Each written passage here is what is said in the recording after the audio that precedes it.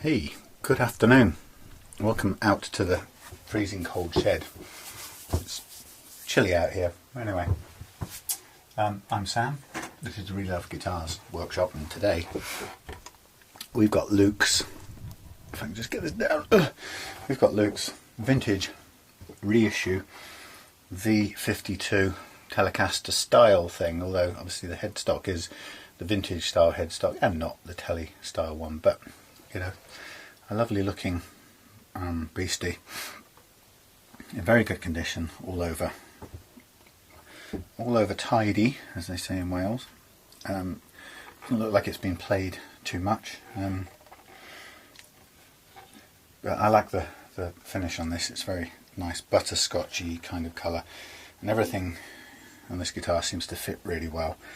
There's a slight blemish on the shape of the pickguard here. I don't know if this is, I don't know, it just doesn't seem like it's, well, doesn't seem like it's manufactured very well. It looks like it's been kind of hand cut down here, so that could do with a bit of sanding or smoothing off. And one or two things that come to mind straight away with this guitar, having tried it out. First of all, what Luke wants doing with this guitar is to give it a setup, but also he wants a chamfer putting on to allow the forearm to kind of come across the front here, because it's a bit too sharp for him. So it's quite an extreme manoeuvre. I'm not going to do it on camera because it's going to take hours of, well, not hours, a fair while, an hour at least, of marking off, masking off and cutting, and he wants it with just raw wood. Right? His main priority is getting the comfort and the playability over this sharp edge here, because it's a thick, full thickness body. So he said in his email yesterday that he knows that doing this will draw flack from some people watching the video on YouTube, and as a result I probably won't show it being done, but yes, it will draw flack. You know, it's quite a radical sounding thing to do, to take this lovely finish and carve away and end up with raw wood under here, but that's what we're going to do, because that's what Luke wants doing, because for him playability is the number one issue. So having plugged this guitar in and given it a quick try out, there are one or two things that struck me straight away. First of all, Luke is working with very, very thin gauge strings. These are 8s or possibly even 7s. And I've got a set of replacement 7s, Billy Gibbons speciality 7s. That's pretty thin by comparison to most things. So it does makes a Telecaster feel a little bit different, but easy to play. Very light and easy to play. My first impression was that the Wilkinson pickups on this sound very much like the ones that I've put on my homemade one. It's got it's a much, I don't know how to describe it, maybe a slightly thicker sound all round than perhaps the original Telecaster sound is, and I think it seems to me that Wilkinson have made it as much more all-rounder. It's a warmer, thicker sound than you get with the original Telecaster pickups, and certainly thicker and warmer, although less biting and authentic, you might say, than the Tone Riders that I put on another one. But anyway, so what we've got is Wilkinson pickups. We've got the ashtray bridge unit here with the brass compensated saddles, which is a Wilkinson innovation. Standard Wilkinson vintage, standard vintage split post tuners, but these are an inline set, so they're not the individual ones, which is in some ways a much easier unit to deal with, because you've only got 4 screws to work with, and if you were to change these out, then you've got less screw holes to fill. So nice good quality tuners in my experience. What I've noticed about playing this guitar is a couple of things. First of all, the frets here are very sharp, and they catch my fingers, and also the edge of the nut here is sharp, and it looks to me that this is a replacement nut that someone's put in, maybe upgraded to a bone nut. There's a little bit of chipped off lacquer on the other side here and so on. So hopefully this judging by the heights of the strings, this is in good shape. It doesn't need replacing. Probably just tidy it up and certainly round it off a little bit at the edges. We've got some slightly buzzing frets right up here. So, and that's not on a particularly low action. So I think this is currently somewhere around probably a 2 millimeters, something like that, 2 and a bit millimeters. Yeah, sorry, 2 more than a bit. It's closer to 3 actually. So there's quite a lot of room to come down on there. And if they're buzzing already, and then there's some kind of serious fretwork needed on here. Again, that's no surprise. It's common on all guitars that I've come across. So, good old-fashioned fret level setup required for this. There's some little details here that I'll tidy up. For example, like I'll try and smooth off this pick guard here. I'll also remove the plastic from underneath the control plate here, which has just been kind of pulled off, but not pulled out. So there's a little bit of crumpled up plastic. And then once I've done the fret or the setup and the fret leveling, then what I'll probably do is take the strings back off, take the neck off, and get ready to go to work on this this carve. And Luke sent me, or give me some links to the various examples that he kind of likes the look of. Okay, so a lot of room for improvement on this in terms of playing action. Also could do with a bit of cleaning up here. It's a bit dirty. Hello there. Hello there. I'll back to you in a second. Yeah, so yeah, a bit of cleaning up to do as well. It's got a bit of grime, but otherwise quite nice looking all round. Yeah. It's interesting to play with such light strings. As a result of being so light, there's very little in the way of there's enough, but not a lot of relief in there. So it's just about enough, which is great. I kind of expect a Wilkinson guitar of this vintage, or newness I should say, to have a good flexible neck. I wouldn't expect to have any major problems with it. So I guess the start point, and just to say that if I appear to be going over things in too much detail, this video is partly for Luke, who wanted to know exactly what I was doing, or to hear me talk through exactly what I was doing. So I will go in gruesome detail. A couple of things before I start. One of them, I was going to be using a different video today, which is actually currently velcroed to the side of this unit, which you can't see, but an SD card that I was expecting to arrive, courtesy of Amazon Prime, hasn't arrived, so I have to resort to using the older video, which is so anyone who's expecting to see a new look camera angle from the Sony camera, action camera, you have to wait a couple of videos. I don't think it would be that different, to be honest, because they're quite similar beasts. Oh, hello Morris. Come close the door so I don't freeze. Here comes his lordship. Let's give him a stool to sit on near the heater. Can we go on there? Yeah, it's on, look. It's got warmth coming out of it. It's your favourite place, sort of. He's lost his mane at the moment, as our Morris. Come on. Come on. Come on. He's shedding his mane ready for spring, I think. So it doesn't quite look as fluffy as he did before. Oh well. Yeah, so a couple of things. So no new video today, same old video as before. It was interesting, I was also talking to my stepdaughter and stepson-in-law. Well, yeah, does that work? Son-in-law? Yeah. And they were saying last night that they thought they'd listened to one of these or watched one of these videos and thought that my tone of voice was perfect for people with a certain kind of... I don't quite know what they were exactly saying. I don't know if it was some sort of condition, who liked this sonorous tone, or stupefying tone of my voice, whatever. But apparently it's a certain tone and good for putting people into a deep sleep. Maybe I can do subliminal advertising as well. Buy my ebook when I finally finish it. Anyway, so Morris is going to sort of make himself comfortable at some point. Come over here, mister. Not quite as shaggy as you used to be. Don't knock pens off. Come up here. Yes. Oh. Yeah, so I've not been doing quite as many videos recently. Couple of reasons, I suppose. One is that I'm staying off the buying, setting up and selling for the time being. Partly because I've been busy with other things,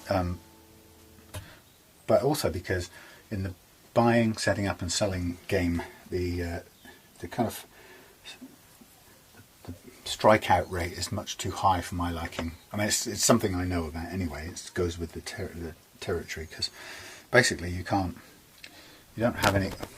Stop it! You don't have any control, or yeah, I suppose that's the right way of saying it. You don't have any control over what customers who buy from you expect, because they've never seen the guitar before, and they, on top of also not knowing what the guitar is like, or on top of not knowing what they expect from the guitar, you also don't really know what they expect from your setup.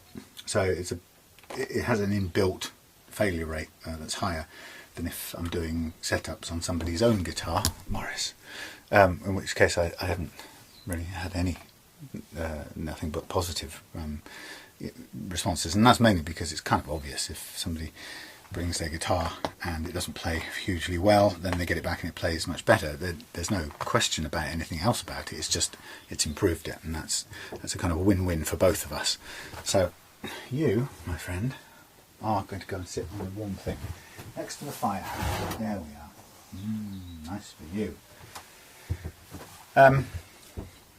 So in common sense, it's common sense that I need to do less of the buying and selling and more of the user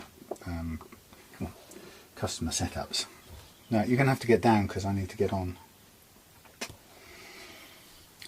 So that's what I'm doing, hence a kind of net reduction in the amount of videos coming through at the moment.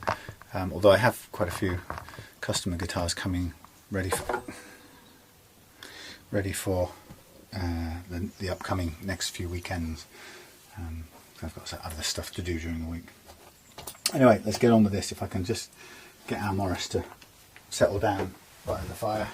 Stay there, come on. Right, let's just get straight onto it. Now we are going to... You're not going to come here, Morris? Oh, God. He isn't really going to let me do this, is he? See if I can get him to... If I ignore him, do you reckon that will work? Okay, so I'm going to take these down, all of them. First of all, look what I do, my way around. People do this differently, I hear, and it's absolutely cool that everybody does different things. However, this is what I do. So I start out by... Come on. Start out by setting the playing action to where I want it to be, which in my... Yes, my guitars, my electric guitars, I like to aim for a 1.5mm playing action. Now this one is pretty high up, so I've got quite a way to go. Okay, so I'm going to lower these all down until I get that 1.5 across all of these saddles, or sorry, across all these strings. And some people, you know, some personal preferences are to have lower actions as you get higher up the strings. I would set it in such a way that I quite like it being the same all the way across, but that's just a personal preference. If you prefer it slightly differently, then you can of course alter it again. At the moment I can't see very well, so I'm going to put on my close-up glasses just so I can make sure I've got the heights right. When I'm doing this first stage, I like to set the saddle action first, then I'll set the neck relief, or check the neck relief, and then I'll make sure that the first action is where I like it. Now once I've got all of that done, then I'll be ready to make the frets comply, as I like to call it. And what I mean by that is, you may have heard me say before, but when most guitars you find, they tend to have the playing action set as low as it will go before you run into the uneven frets underneath, and they show up as buzzing or choking. So most people will lower the action as far as they can go until they get some buzzing and choking turn up, and then they'll back off, and that will be the action. So I like to sort of say that in those circumstances, the condition of the frets dictates the action you can have, and that's how it tends to be. I'm just going to borrow a tuning from here.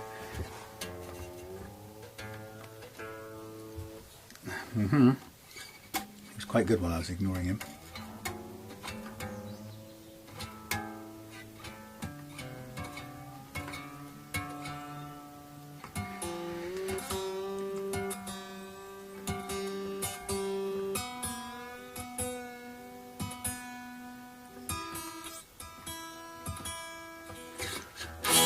So yeah, most guitars you'll get, the action is dictated by the condition of the frets. So the people will go as low as you can, and then until you get buzzing and choking, and then they'll back off, and that will be the set.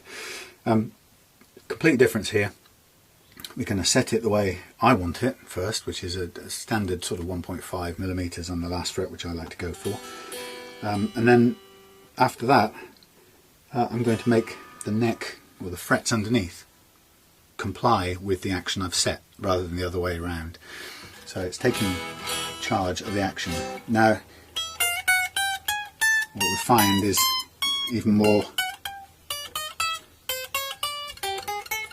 not too much, but some. Got some buzzing, and it's not too bad.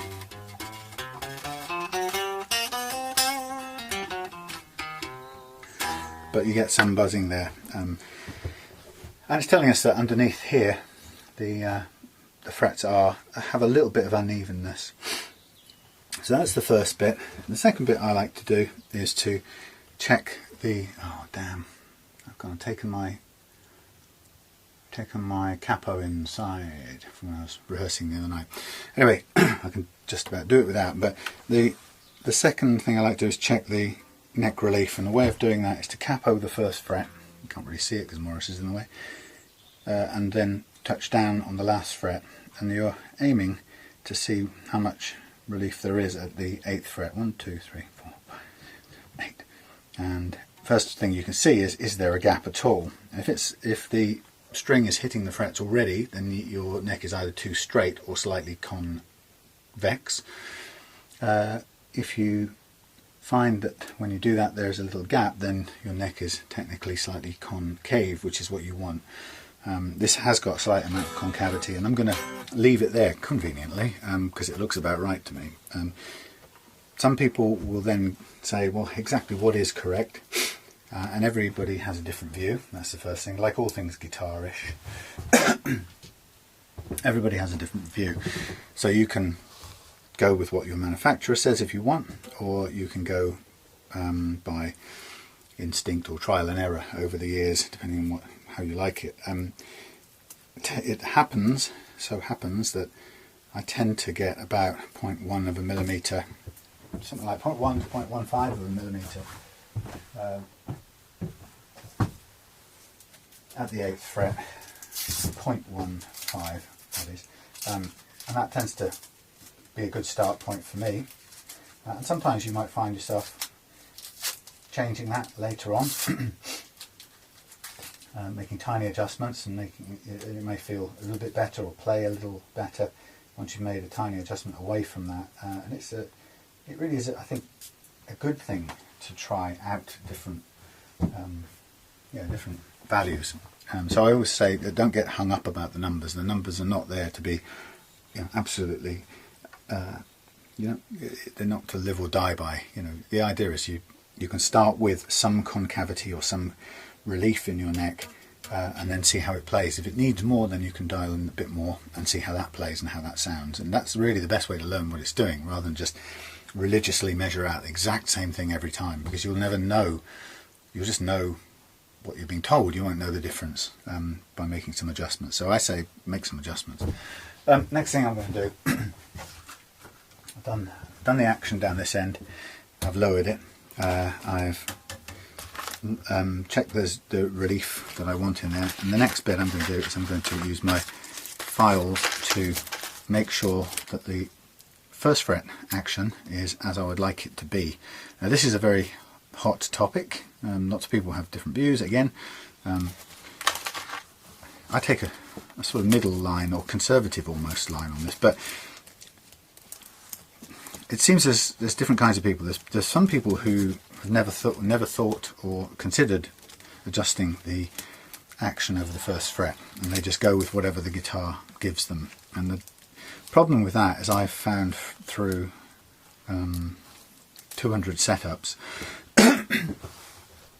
is that the value or the action that you're given most of the time on a lot of guitars is high enough to cause certain problems. Now, the problems are really simple to describe in some ways. The first one is, the higher your first fret action, the harder it is to fret chords and notes, but certainly chords down this end, particularly bar chords. The lower the action over the first fret, i.e. the deeper the nut slots are cut, the lighter it becomes, the lighter the playing action is down this end. So the feel of the playing action down this end hasn't got a lot to do with the height of the bridge settings here. Of course, if those are high, you get a guitar that's hard to play as you come up here. But the action that most people encounter first time when they start playing is the action at this end, and that's, as I say, that's set by the height of the strings over the first fret. Most guitars I've worked on start with a value of first fret action that's sometimes way over 0.5 of a millimetre, so it's more than half a millimetre, and some as high as a millimetre. I found that anything over 0.5 of a millimetre, you start to get intonation problems, and by that it just means that it's so hard to press the strings down to fret them because they're so high. It pushes the strings, the notes, sharp, and that means if you're playing an open chord, this isn't properly in tune, but if you're playing an open chord and that first fret action is too high, what happens is we're basically pushing these three fretted notes sharp, and while the original, the unfretted notes, the open strings, are in tune the way you set them, concert pitch with your tuner or whatever, and you end up with a handful of strings that are out of tune compared to the ones that are open, which are in tune, and that makes a horrible mess. And it's very common, and it happens from anywhere around 0.5 upwards. If you're around 0.7, 0.8 of a millimetre or a millimetre, you're guaranteed to be getting that problem. And it's really interesting because it manifests as, it's experienced by a lot of people as an inability to get my guitar to stay in tune or to play in tune, and that's really important. So I set the action here low for two reasons. One, to get rid of any intonation problems associated with high action on the first fret, and they can ruin a guitar, and that's how I learned most of this stuff in the first place, by having that problem. Second one is to make the guitar physically easier to play, which is a great bonus if you're a newcomer to it. So there's two good reasons why to do that. And so the way I do it is I get my my feeler gauge, and I support the neck so that the neck is in kind of as near as possible a gravity neutral position, so it's not bending backwards or anything. The thing about this is, I've said it a few times, you just need to know what's happening. If you were to measure this note, say that note, right, when the guitar's on its back and the neck is not supported, that note will be slightly higher than when the neck's supported at that end, right? You can hear it. Higher, lower. You just need to know that, be aware of that. If you support the neck in a sort of neutral mid position, stays the same. So when I work on this, I tend to keep it in the mid position, or support it in the mid position there. But I'm always conscious that if I'm aiming for a certain gap here, that when I put it up in this position, it's likely to just be fractionally higher, all right, than when I've set it here, because of the fact there's still a little tiny bit of gravity between this point and here pulling this part of the neck back, but it's tiny. As long as you know it's there, you know how to compensate for it. Okay. So what I do with this is I'm going to, first of all, I slack off my bottom 3 strings. These have got some graphite in here already, so somebody set this nut up. So I expect to find these pretty well done. There's a little chip of lacquer on the back here, which I could possibly fill in with a little bit of vintage lacquer, coloured lacquer. So I'm going to start with the D string. These strings are a bit knackered as well. So put the D string back in.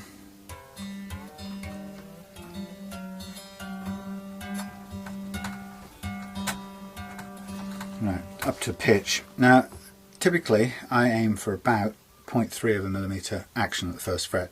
That's what I found is nice and easy to play. Gets rid of any intonation problems, but also it leaves a bit of room so that it doesn't feel completely paper thin height, because some people can feel quite difficult or different for them.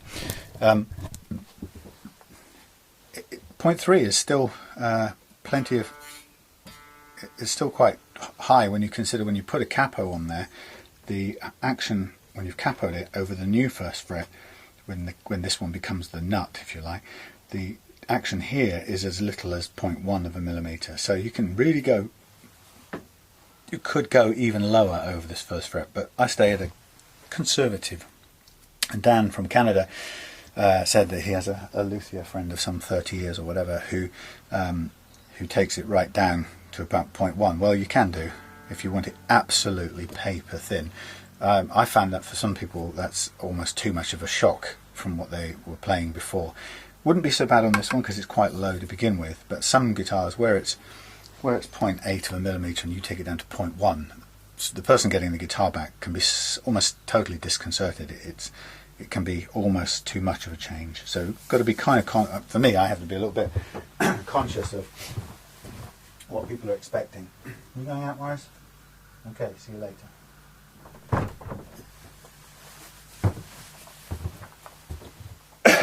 Right, so I get my feeler gauge at 0.3 and get it under there. Well, it's just ringing out, so I can get it under there, and it looks to be, this one is about the lowest one. The others are a little bit higher actually, so there's a variation across here, but I'm going to start with this one. I'm going to make sure, I'm just going to take enough out of this slot to make sure first of all the slot's clean or smooth and it's not catching anything. You're back in. All my heat's going out. Make sure it's cleaned out. Still ringing. It's gone out again. Leave the heat in here. So when I use these files, I'm just very gently filing, tilting the angle backwards a little bit. I want the string to come up the back of the nut and launch off the front point basically. It's still ringing, so I've got a little bit of room to go, and as always with this, it's absolutely a matter of slowly, take it really slowly. Still going. More repetition and taking it really slowly is always the way to do it, so we don't overcut. Of course, if we do overcut, there are some get out of jail. Tiny bit more. There are some get out of jail options, including the famous bicarbonate of soda and super glue, which is a really good way of. I'm going to stop there. That looks pretty good to me. I've got some somewhere. But if you overcut the slots, you can use bicarbonate of soda, which is just a white powder, and you put it in the slot, and then you fill the slot up, and then you drip some very low viscosity super glue into it.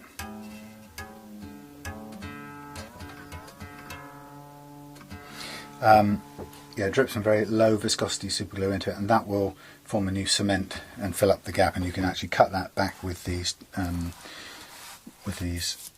files or anything, whatever files you're using. So this one looks a little bit lower. No, we're just about there. It's very close.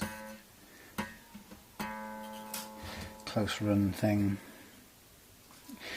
You can see with your eyes often where we are with the slots. You can see the shadow as it falls onto the fret, and you can match them up pretty closely. As soon as this starts to catch and buzz, we're at the 0.3 that we want to be at, so a little bit, tiny bit further to go. Again, tilting back slightly on the at the angle of the saw or the file.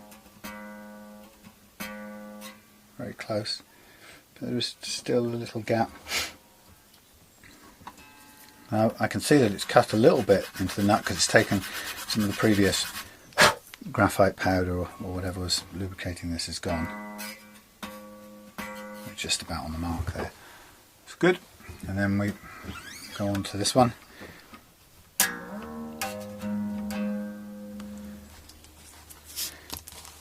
We're on the last one. Now these gauge is the gauge of these files is bigger than the gauge of the strings, which is okay. They're not. There's plenty of leeway. They don't have to be exactly the same gauge for this to work. This is very close to being on the mark already, this E. So I'm just going to take a lightest pass down here just to make sure the bottom of the slot is smooth.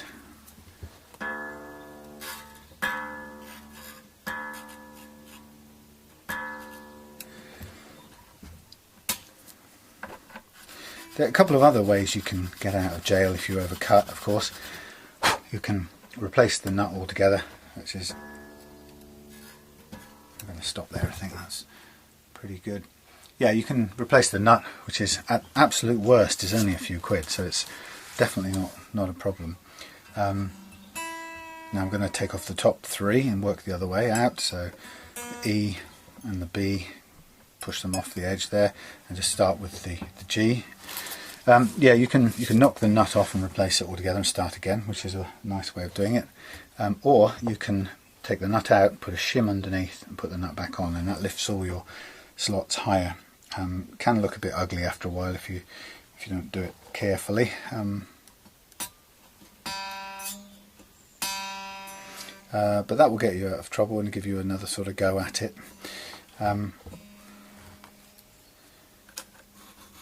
So it's replace, raise the whole nut, or refill the particular slot that you've overcut. Those are the sort of main get out of jails. But it's, you know, at the worst it's only going to cost you a £5 or something like that to put this right if you get it wrong. And I think I will say for the amount of improvement this makes to your guitar's action, it's definitely worth investing in. And you may find the first couple of times you do it, you may find yourself using that spare nut. You may just overcut it until you get the feel of it. And that's great, so it's cost you £5 to learn and get the thing right. But then after that you probably find you've got these spare nuts that will stay in your box of spares, hardly ever needing to use them. But you've always got them there to encourage you to do this particular job, because this is the one job that makes the most difference. If you were to say what one thing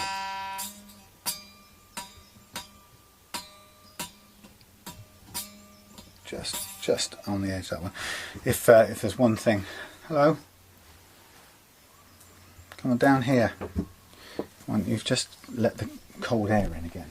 There's one thing that makes the biggest impact. It's the resetting or setting the nut slots and getting these strings low.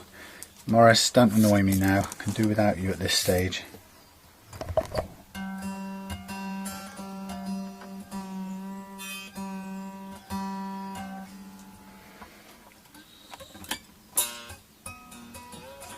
Oh.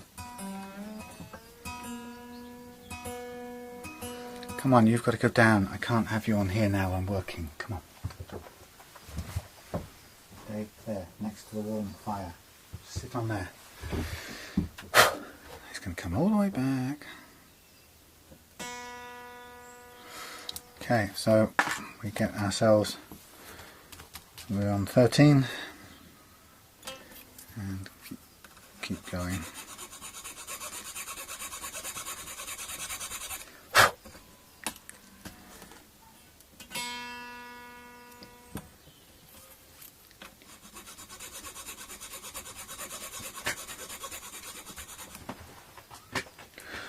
It's climbing up my case.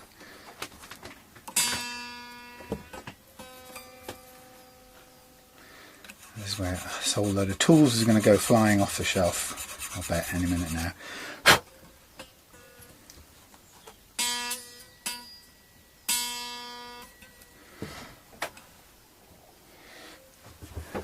Not really good, Morris. Not good. I don't want an accident. Come on. Come on. There's a good boy. Stay there. Stay. Like you'll believe. Listen to me. Do what I tell him. Anyway. So, interestingly, in my ebook that I was putting together, I've shown a different way of doing this job, and it involves using a much cheaper file. These are 50 quid or so set of Japanese nut files. They're not cheap, but they are very precise, and they do the job very well. So if you do loads of setups, you'd be well advised to have them, because they're dead easy to use, really.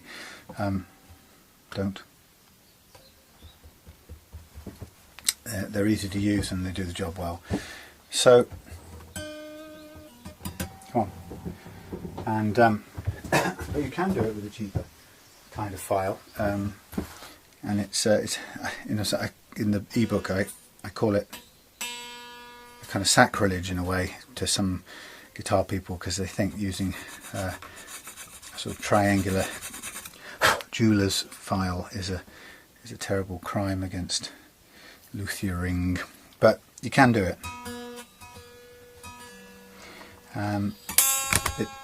Morris, come on! I need you down now. This is getting annoying. Using a jeweler's file, you get V-shaped notches, unlike these where you get straight notches. But the V-shaped notch actually is quite a good effective notch to put a string in, believe it or not. So I found, anyway. It hasn't really caused any problems, and they don't even look bad, because you can go and file down the nut until there's almost no V showing, so it doesn't end up looking like a great big notch. It just looks like a very, very small indentation. It's hardly distinguishable actually from these slots here. Just looking at this, making sure that's sitting. It is sitting right in the slot, which is good. Yeah, so it's actually a very inexpensive way of doing it, and I've done it a couple of times, and it's quite good if you don't have the money for expensive files like these. So I show how to do that in my ebook text, which I'm waiting at the moment to just get it across to a designer to have a kind of look at the layout side of things, and perhaps knock it into shape a little bit. Having written all the steps and all the text, I now need somebody to help make it look a little bit more designed than I can do. Not too bad at it, but I know somebody else with a better design eye than me would. There we go. And somebody with a better design eye would really make it play read nicely.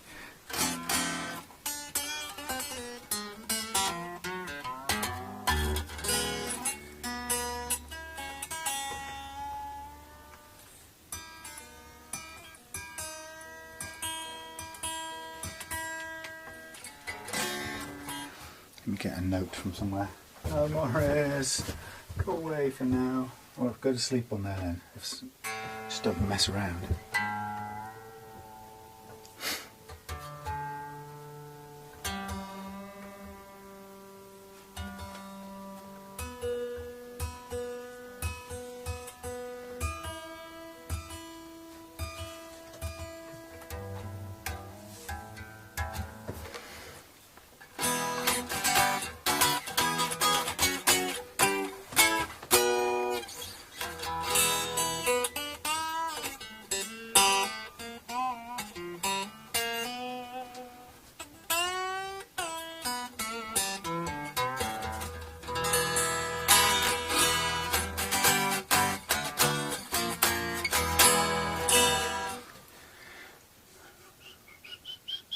Right, nice and low. So there we have those cut down to actually most of them just under 3, sorry, just under 0.3 of a millimetre.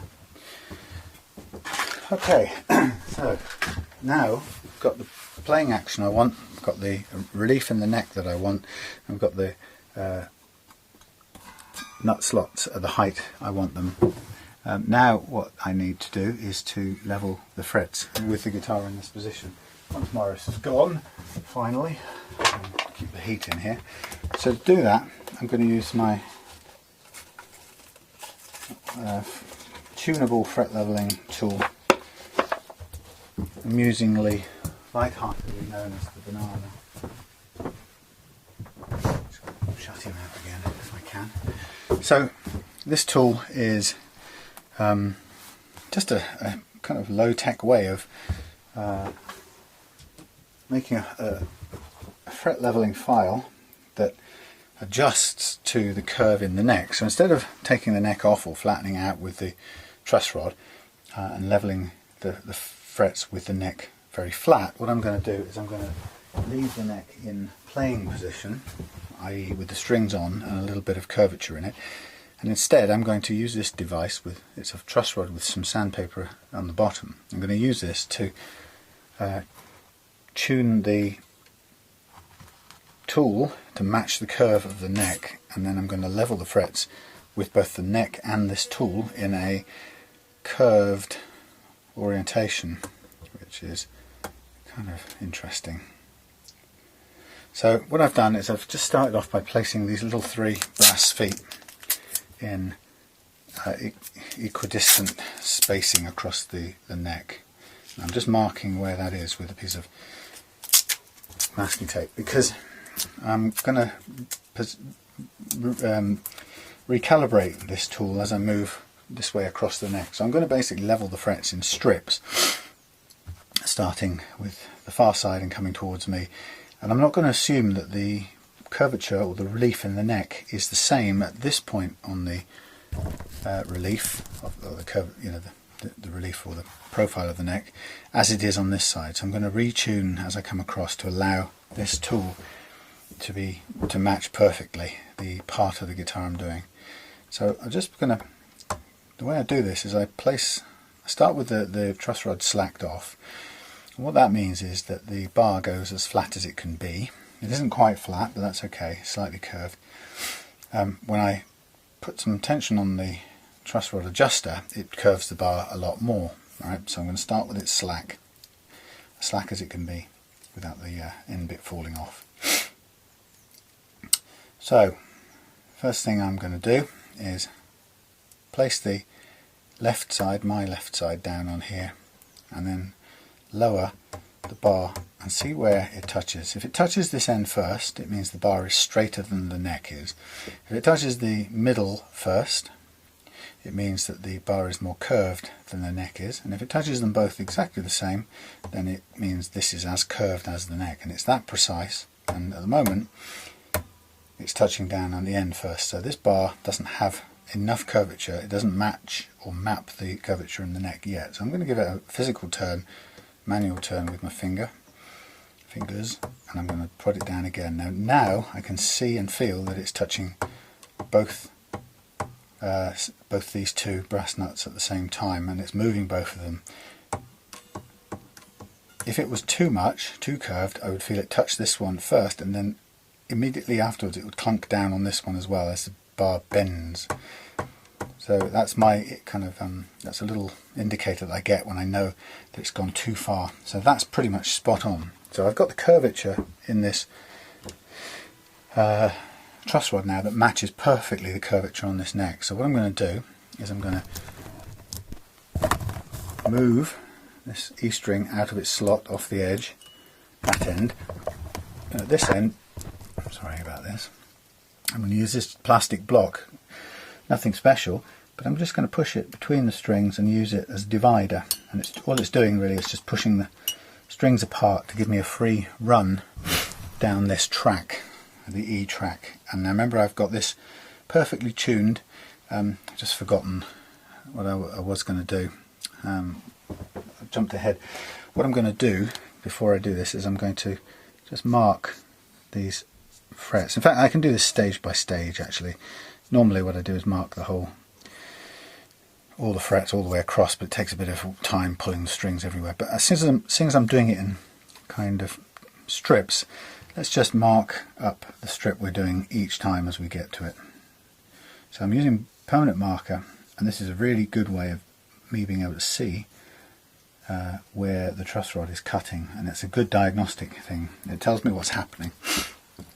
So I can now start by just placing the truss rod onto that track, and I'm going to use this curvature, this map of the curve, and I'm going to just level everything from the very edge to inwards to where it touches this string. And I do that by just holding it very gently and letting it do its work under gravity. Really, I'm not pushing anything down hard. I'm just letting the truss rod run backwards and forwards across the frets. I'm just conscious where I've got to pull it a little bit past the end one to get it down to the full length, because the truss rod actually isn't as long as the neck itself.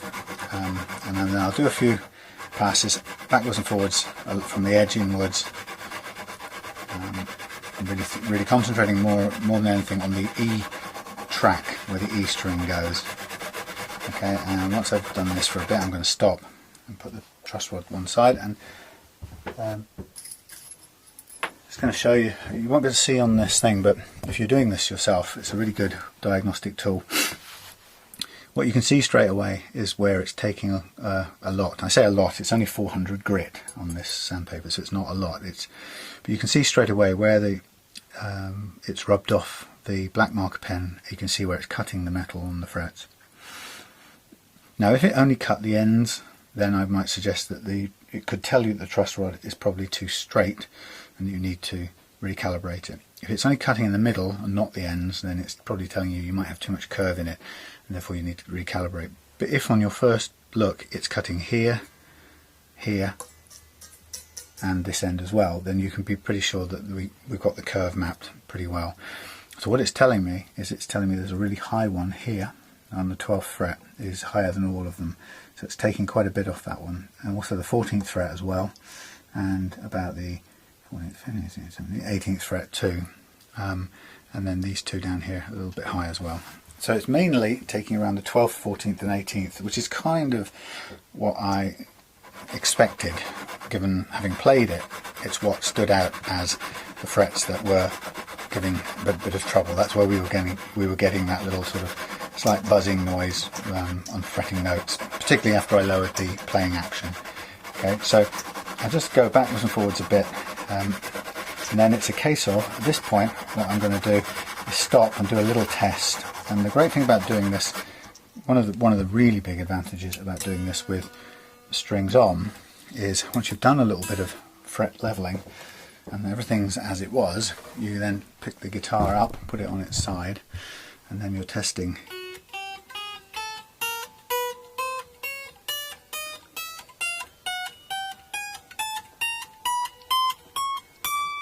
Beautiful. You see how clean those notes are. That's the result of that little bit of fret leveling, and that's tidied that up absolutely perfectly. Okay, so I don't need to do any more in that strip. I don't want to do any more in that strip. Technically speaking, there might still be some slight bits of unevenness left, if you like, but they would only exist below the level of the action that I've currently set. So there's no real reason to continue leveling to get even more level, so long as the action I've chosen plays well. That's all I'm really aiming for. So this is a good way of doing it. For me, one of the real advantages of doing this fret leveling this way is that I can be pretty confident I don't take off more than I need to. Whereas with some of the other techniques, now this is interesting, the curve now is a little bit too big, so I'm going to just tiny bit slack off. So there's a tiny variation between these two strips of the neck, and I've just adjusted the truss rod fractionally. In fact, what I've done is I've taken the curve slightly out of it because it's flattened out in this strip.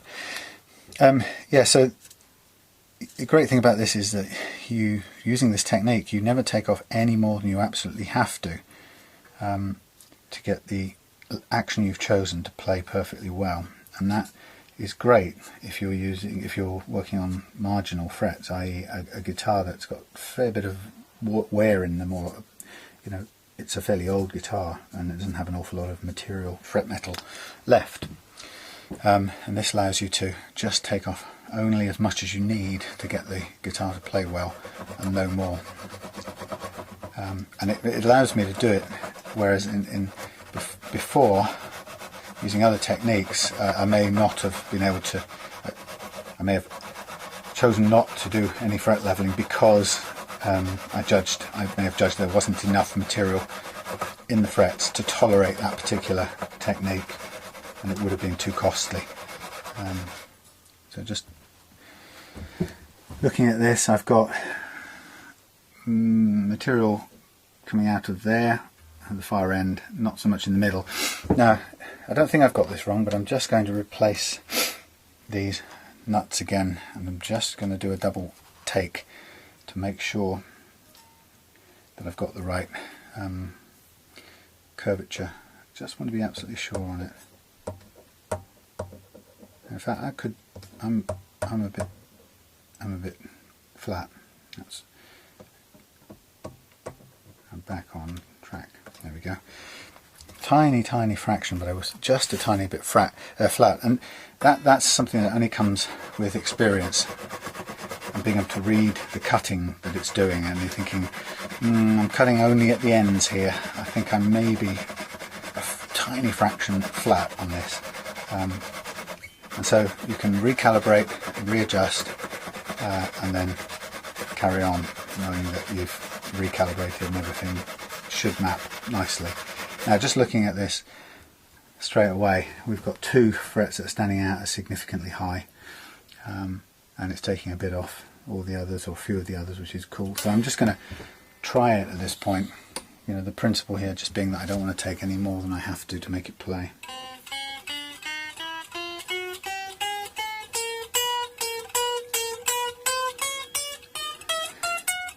Still a little bit of buzz going on in there, so I'll continue to do a little bit of work on this track using the same approach. And I know that the leveling that needs to happen is kind of at this end, so I'm just guiding this more than anything really. Allows me to make sure that it's going up and down the track that I want it to. I'm really sort of concentrating a little bit more on this far end to get these leveled out here. It'll take material at the other end as well, but it's cutting the higher frets up here. So each time, as you may have seen, I'm dropping out the spacer before I try it. Close. Almost there. Maybe I see some of the dust building up from the fret leveling process. Just a little bit of dust. I'll do a tiny bit more, and I'm pretty confident that we'll be there, and then do a test on the next strip.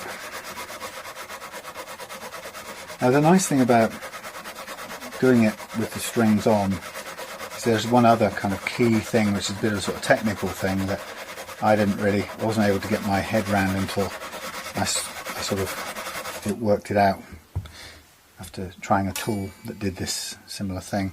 And the reason why, the way I explain it is, if you were to do a fret leveling on this guitar using a sanding beam, for example, or one of these perfectly good Crimson fret leveling tools, they're very hungry and they take a lot of metal off. They can take a lot of metal off. They don't have to if you just do them very gently, but they're quite coarse in their in the structure of the file. What was I going to say? Oh yeah, why do we do it with the strings on? So you can do it with a flat file with the strings off, the neck flattened, and use something like the crimson file or a sanding beam. But if you did it like that, you would get 100% flat frets while the neck was like that. And then the idea is you put it under load, it slightly curves because you need that relief, and then because the frets were level when they were flat, the idea is that they're still almost level, almost completely. It should be level when they're just in a slight curve, because you're only interested in them being level relative to each other, and they began like that because you leveled it flat. The problem with that is, let's say you level them that way, and you've got 100% level frets. When you put the guitar under load, it not only bends it upwards to give you that relief, which is fine, but it also compresses it this way. It squeezes the wood, and that compression gets introduced after you've done the leveling, and that knocks off the relative levelness by, let's say, 10%. So you started with, before you put the strings on, your frets were 100% level. You put the strings on, you loaded the neck, and then that compression came into effect and reduced the relative levelness of your frets from 100% down to about 90, which is pretty damn good. And if you did it that way, you wouldn't notice that 10%. Your guitar would play so much better, you'd be dead thrilled. But this way, you're leveling it with that compression effect already at play. So if you can get these level, they're 100% level when you're finished, then you can take the strings off, you can let the neck relax, you can put the strings on later, and it comes back to the relative level it was when you had it loaded, and that preserves the 100% levelness, if you get what I mean. And it's, as I say, it could be as little as 10%, if that, difference. It's a little bit too bent. Yeah, so as little as 10% difference, or probably even less, maybe even 5%, who knows. But the point being is, it is a little bit less accurate, and the reason I'm doing this is partly for the accuracy, but actually it's more for the ability to stop exactly when I have done enough and no more. But having the extra bit of accuracy, make them perfect as they can be, gives you that little extra ability to lower the action, the playing action, that little bit lower and faster. And I just like the ability to judge when it's done, and to do just enough to get the guitar playing at the action we've chosen, and not have to do any more than is necessary.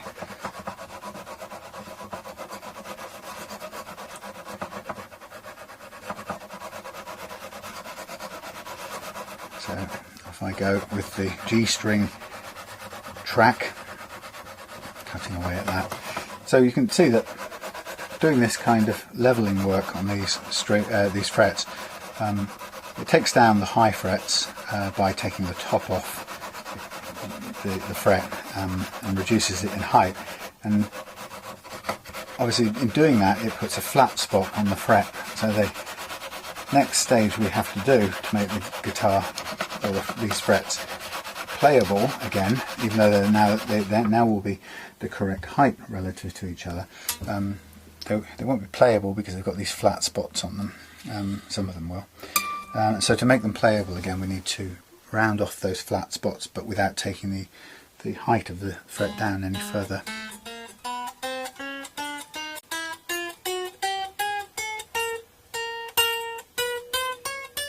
Tiny bit more on that G track.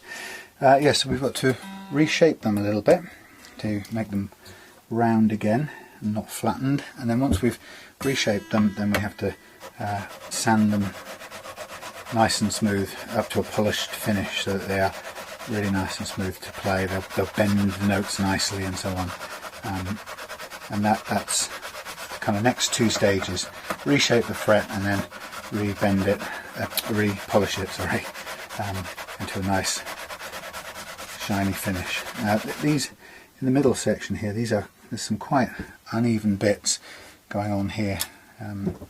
What you notice, over having done this a few times, you'll notice that the one fret that's high in one place, like for example here, won't necessarily be high by the time you get to here, and a fret that might be high not high, sort of low at the edges, suddenly becomes really high in the middle.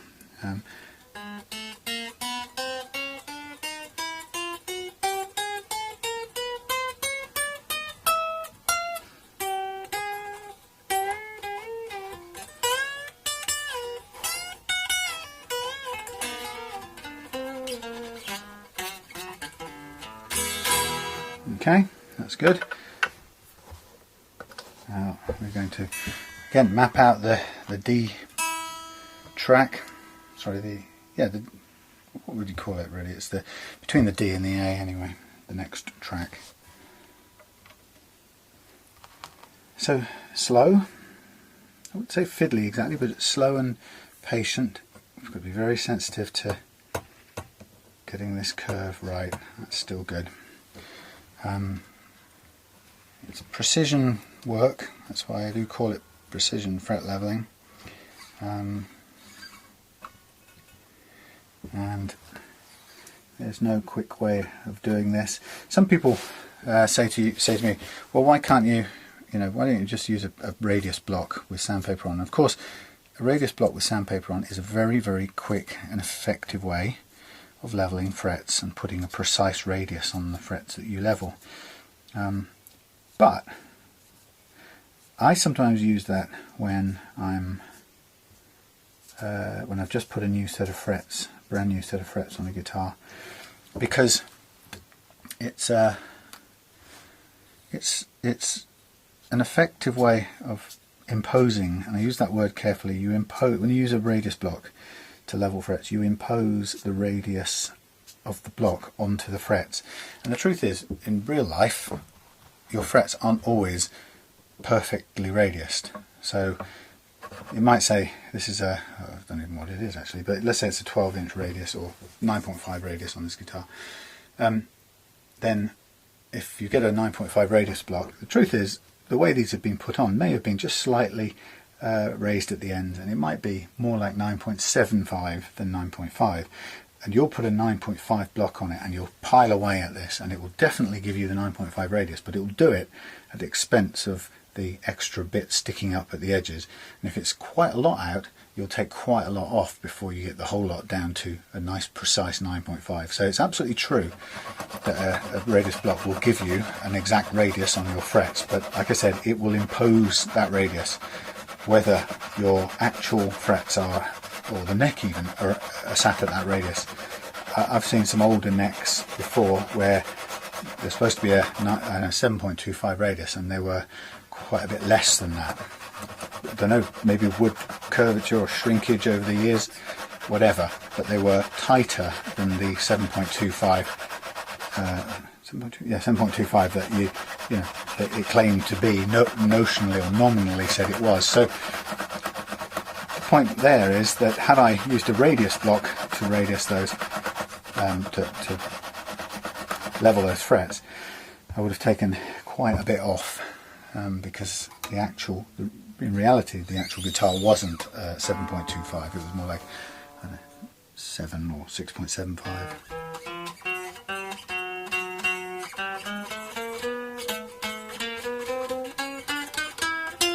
More to go. Yeah, so just remember that word when you think of radius blocks and fret leveling. You think of the word impose, because that's what it's going to do. Now, like I said, when I put some new frets in, I can afford the extra material, if you like. So I can, if I'm pretty confident that it's nearly the right radius, the way it's installed, then I can use it.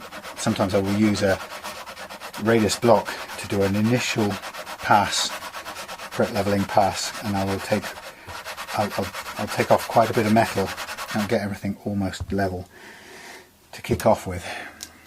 But I do that because I can afford a lot of metal at that point. I won't go near a guitar that's got more marginal frets with a radius block.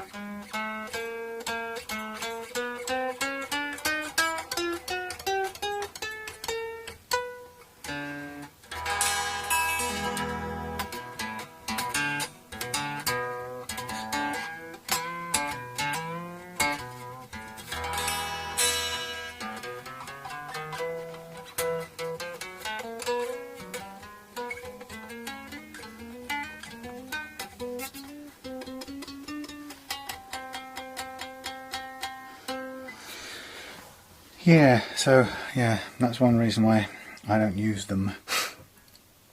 I'm going to do the A track. A track. Is it the A track? Yeah. I'm not going to do it before I calibrate the tool.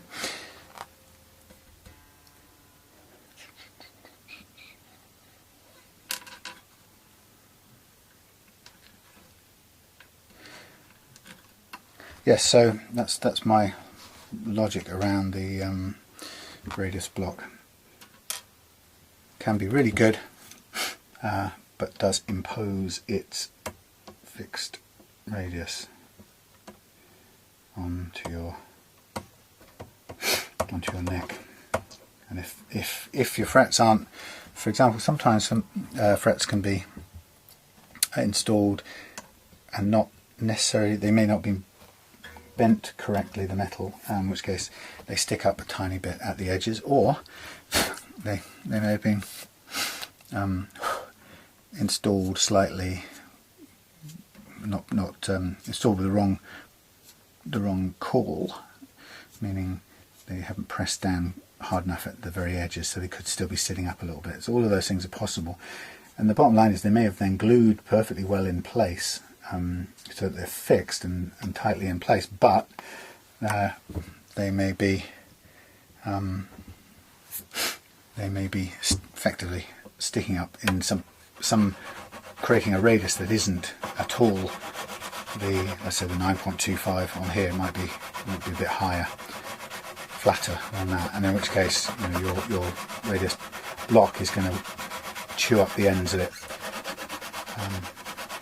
And like I said, if you've got enough metal to play with, you can get away with it, and you'll come out with a really nice, perfect, technically perfect level, and a perfect radius to go with it. And that's great if that's what you're after. But if you don't have that much free material, then you could be finding yourself with wafer thin fret edges, which doesn't look so good and certainly doesn't last so long.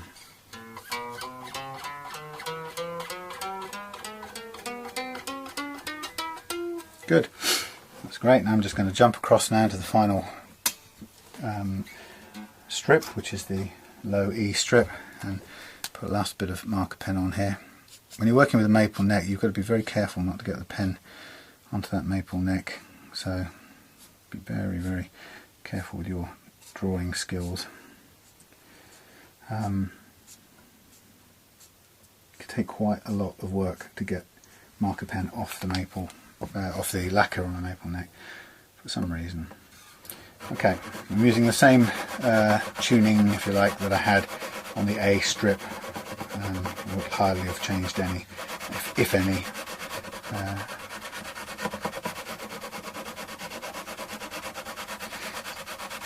So the end result of this is I can see there is quite a lot of metal cut on these frets, particularly the ones I can see have turned out to be quite high relative to their neighbours.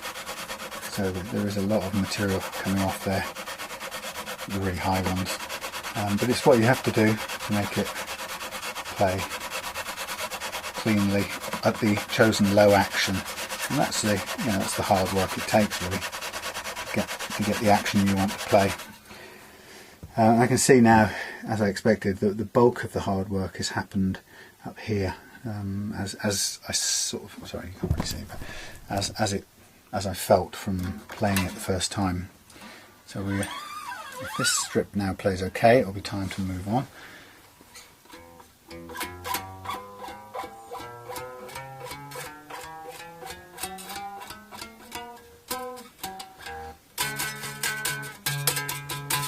Tiny little bit more up there. We've got some spring birds going on outside. It's really quite nice to hear. First time hearing things come back to life. Been missing that all winter really. There's a different sound they have in spring, maybe different birds as well, of course. But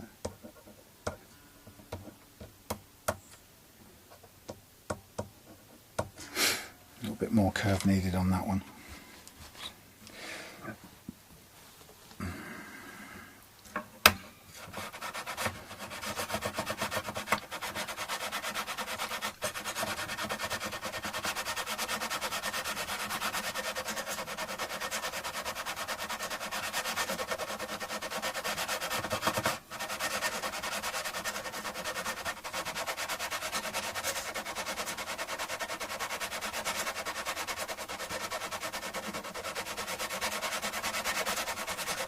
Good, right, that should be enough.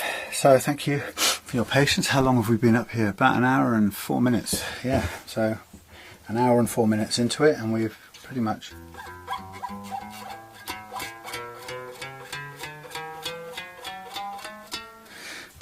done the fret leveling, and you can hear that you can see a bit of dust has kicked up, and you can hear that all the frets that we had a bit of choking up here and a bit of buzzing up here before it's gone. And now it's a nice point that I can remove if I want to. I can remove these strings now, give this a bit of a clean. At this point in time, I think what I'll probably do on this guitar is not only take the strings off, but I think I'll remove the neck as well, because I don't want it on here while I'm carving away later on at this nice body over here. So it's better that it's out of the way. So what I'll do is I'll just slack off all these strings now. The nice thing about this is you can absolutely trust that this neck will return to the same configuration when we load it again with the same gauge strings. That's quite important that they are the same gauge later on. I might keep these actually for test purposes or workshop sacrificial string purposes. I'm always short a bit on the what's the word I'm looking for? Strat and Tele length strings. I always seem to have thousands of sets of spare Les Paul strings, but never enough of the slightly longer ones to reach all the way up to the edge. And of course this one I've got quite a bit of spare wrapped around. A bit too much, I would say. Look, just a little thing. One of the culprits in your guitar going out of tune is not coils of string around the post per se. It isn't the coiliness of it that makes your strings go out of tune easily. It's, in my experience, I've worked out that it's the fact that those coils can hold a lot of unreleased stretch, and it's the unreleased stretch that, in my experience, puts the strings out of tune really quickly. So part of what I do when I restring it is take a lot of time to take the stretch out of the strings, and also ensure that we don't wrap much around the post, because we don't want to really create that reservoir of stretch. Somebody once said it's because it acts like a coil. That isn't, in my experience, that's not the case. The fact that it is a coil, yes, but what it really represents is a reservoir of unreleased slack, and that slack is always in there from new. And when it's sort of stored like a battery almost in the coils up in those posts, it seems to release itself annoyingly slowly across time when you least need it. So the point is, the less you have in there, the less unstretched string you have, the better. So we need to stretch as much as we can. If we could stretch the strings 100% before we even put them on, that would be even better. But if we can't, if they have to be on before we can stretch them, then it's much better that there's less coiled around posts to just store up trouble for later. So that's going to be quite a lot of trouble. In fact, with this, I'd probably better cut this short anyway, because it's going to be almost impossible to get this through the back of the guitar. I need enough to get it back onto the thingy, the post, but not so much that it coils up. I think I'm on the wrong string anyway there. Perhaps we'll just be able to pull these out. Okay, so just going to get all of these out now at the back. As I say, I'm taking a bit of time with them because I think I'll keep the set for sacrificial purposes. What I mean by that is that there will come a time where I need to put a neck under tension in order to do the fret leveling. Sorry, you can't see very well. Yeah, I'll need to put a neck under tension, but I don't want to waste a good set of strings, so having some spares like this is very handy, because then I can just use them for the purpose of putting the neck under load, doing the nut slots, which is can be quite stressful on the strings. So I can use these again in a sacrificial way, and then just end up binning them, so I don't have to worry. So a big chunk of the hard work is done in that we've leveled the frets. I can do the other parts of this now, the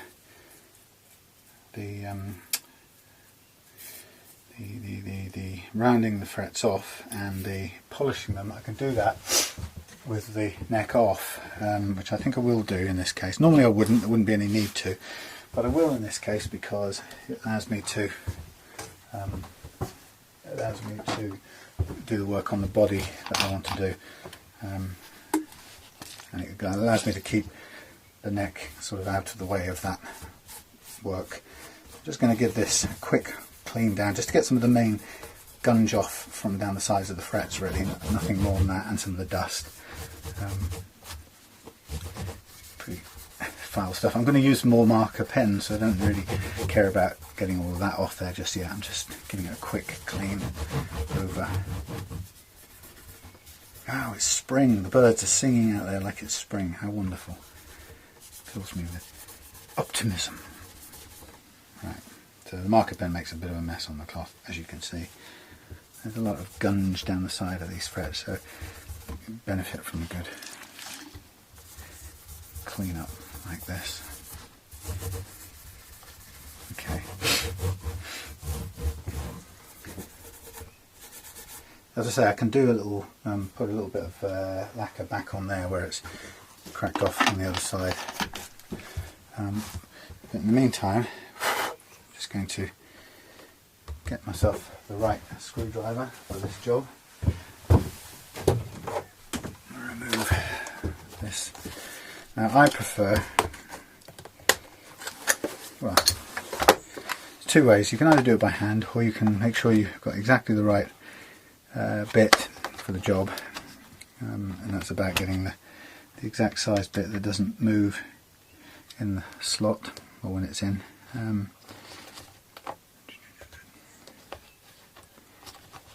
Well, it really does sound springy. I'm amazed. So for this, of course, you need a standard Phillips head, not a star thing, not a Torx. Is it Torx? See, that doesn't move at all, so that's the one. So you can either use the electric one or a hand one. The electric one's quite interesting because you can sort of use it as a torque wrench. I'm setting it to 5, and I'm going to see if it removes the screws on the torque setting of 5, which it does. Set it to 4 and see if it does the other one. Yep. Set it to 3 on this one. Okay, so these are done up to about 4 at max.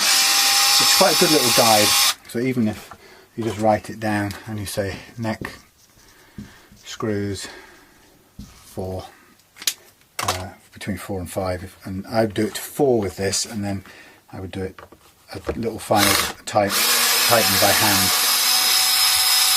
Now when you're taking a neck off, a bolt-on neck, first of all make sure that the rest of the neck is supported, it doesn't fall off the bench. And when you take it off, before you separate the body and the neck, you want to be watching for whether there are any shims. So I take the plate off and the screws and put them out of the way, and there's a bit of plastic that you kind of expect to find. So as I begin to move them apart, I'm just looking under there to see if there are any pieces of wood or sandpaper or whatever people use as a shim, and there isn't in this case. It's the neck fits perfectly straight into the socket, you know, the heel. So here we have the neck off, here we have the body. I'm going to hang the body up for a minute out of the way so it's perfectly safe from any trouble. I think I am, if I could find a piece of correct string to hang it with. There's some gone.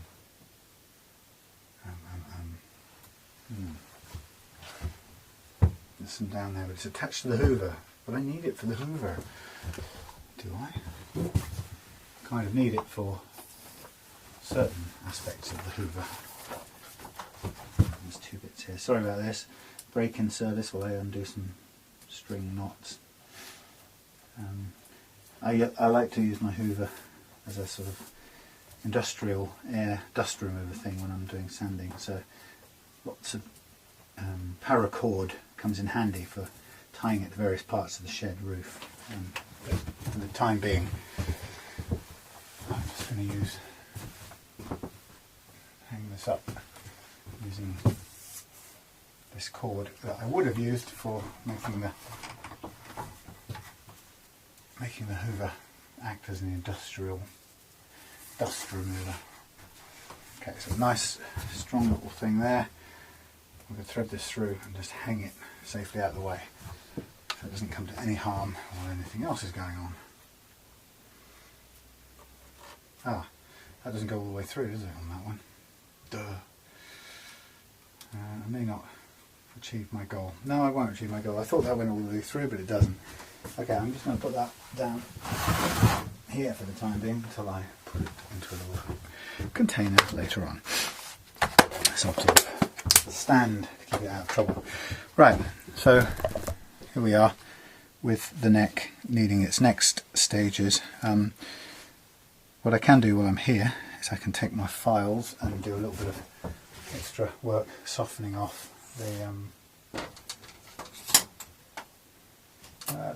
the edge there. It's a little bit sharp, it doesn't need to be. So I'm just going to find various little tools, and I can just feel where it's sharp, and I can just very gently sand off the excess edge. I won't bore you with this, by the way. I will do this separate so you don't have to kind of watch me doing it, but it's a nice, very careful, sort of gentle approach to rounding this off. And there's one of the things that can really spoil the playing of the guitar is when this edge here will catch your finger. So I like to take that quite a lot off, round it off quite significantly, and even the front of these can be slightly rounded off so they haven't got that sharpness on them. Or you can use a file just to. It's going to be, if you're not sure about your technique, you can put a little bit of tape on here to protect this as well, just so you can kind of do it a little bit harder. Any shape you do right here doesn't have any effect at all on the way the nut works, of course, because it's the slot is where it was, and the string is coming up through the slot from the back in the same configuration it was in before. So all I'm doing here is just changing the sort of sharpness, reducing the sharpness of this front edge of the nut, just so it doesn't cut into the fingers. And you can feel that by rubbing your hands over it, and perhaps needs even more than that. This because somebody's had this nut out, quite often taking a nut out of a guitar like this will damage the lacquer, the clear gloss lacquer, and it's the case that under here it has been a bit damaged in the installation of this new nut.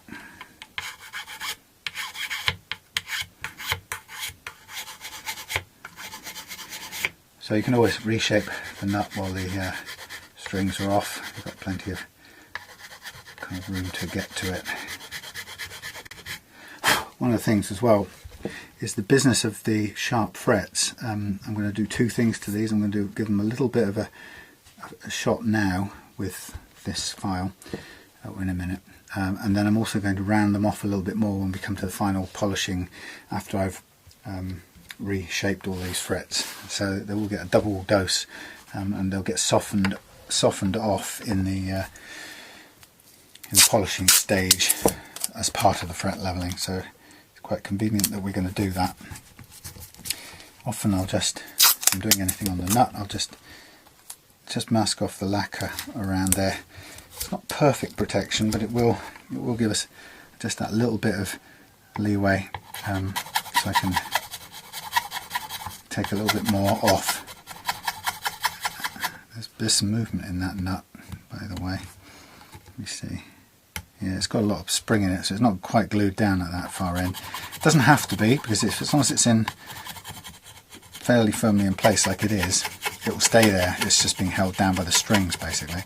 I don't want to add anything into here, because what I don't want to do is change the way it's sitting. Having set the action over the first fret, if I insert anything into there or do anything other than put the strings back in the way they were, I'm going to get a different height over the first fret, which is going to mess it up. I've had that happen before. You sort of, with goodwill, you make an adjustment, then you put it all back together again, and you wonder why the height has changed completely. That's because the nut is now sitting differently from how it did before. So presumably it's got a bit of flex in it, but hopefully by the time I put the strings back in, it'll go back to however it was sitting before. Okay. You also, if you have a little bit of a lip here and you can't get rid of it, and you still need to, you can do things like, this is annoying because it's moving rather than shaving. You can do things like put a tiny bit of lacquer on the end here that acts as just a smoother. It just kind of goes over, slightly over the sharp edge of this and rounds it off. That's another way of doing it. But you can eventually just about get there. This is a little tool I made from a piece of fret wire that I've clipped off the tang underneath and used it to put some sandpaper on. Again, self-adhesive, so it's just sitting stuck to the underside. But it makes a quite nice, slightly flexible little file that I can do a job like this with. Now, it's not absolutely perfect, and doing this you are going to hit the lacquer at some point. You almost cannot avoid coming off the nut onto the lacquer, because it's coming down to a micron's thickness here between the two things. But I'm just trying to get it so that it doesn't stick out and catch your finger, and that's a lot better. So the sharpness on these, on the frets here, is, I'm trying to feel, it's a combination of the very edge.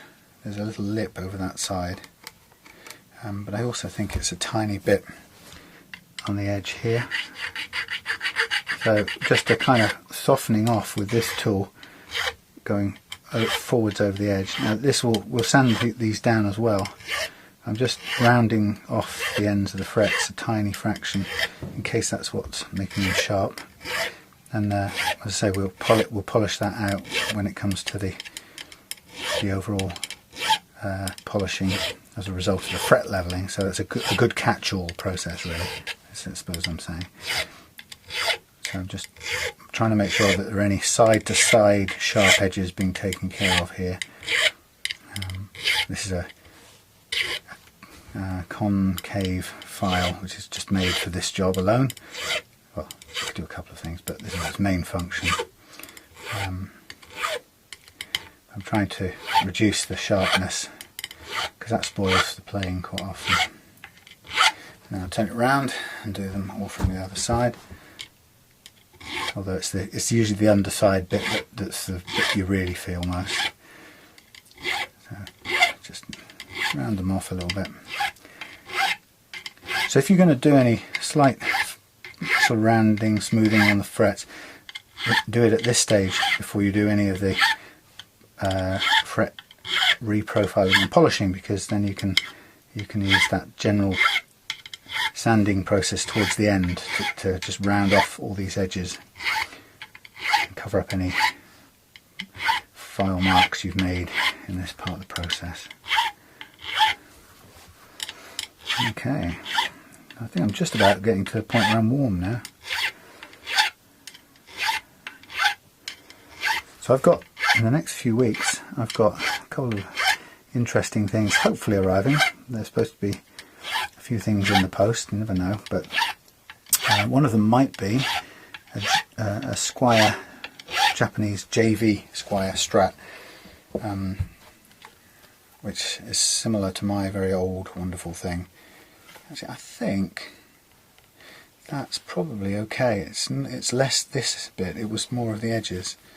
So with a bit of luck we can round those bits off and that will have suddenly become a lot better.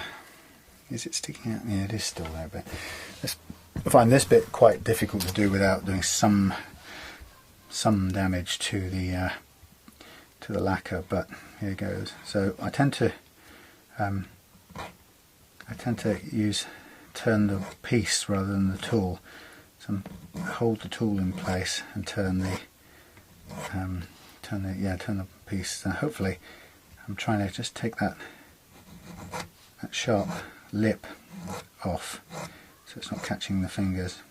And it's this underside that's the really important bit. You know, where the hand spends most of its time. So again, keeping the file steady, and I'm turning the piece as accurately as I can underneath, and I can feel it taking that little sharp lip. That's exactly what I want to do. And then when it comes to the polished bit, we can get rid of any residual file marks. I can feel, it's really nice, delicate process, because I can feel the sharp edge biting into the file as I turn this neck underneath the file.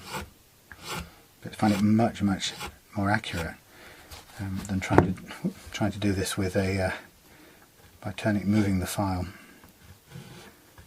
and keeping the piece there.